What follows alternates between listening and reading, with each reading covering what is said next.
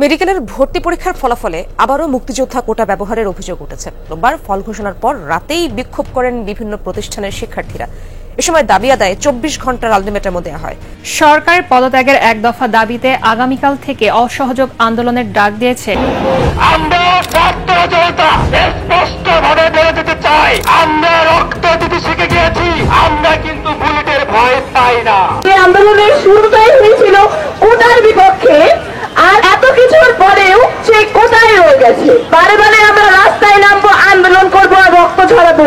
আমাদের রক্ত কি এতটাই সস্তা? কোটা না মেধা, এই স্লোগানে উত্তর হয়ে উঠেছে আবারও ঢাকার রাজপথ। যে আন্দোলন করে এত মানুষ প্রাণ দিল, সেই কোটার ভিত্তিতেই দেওয়া হচ্ছে ফলাফল, এমনকি চাকরি, যার প্রেক্ষিতে শিক্ষার্থীরা সরকারের পদত্যাগে 24 ঘন্টার আলটিমেটাম দিয়েছে।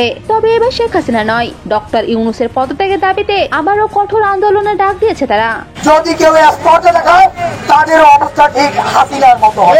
সংস্কারের নামে এই যে মেডিকেল সিস্টেম এখনো ধ্বজভঙ্গ আছে, এটা তো তাই আপনাদেরও। আমরা এখন আর সেই পুরনো কথায়, পুরনো সংস্কারের যে আশা, সেটা আমরা ভুলে যেতে চাই না। কোটা জায়গায় কোটা রইলো, মাঝখানে সরকার পতন ঘটলো।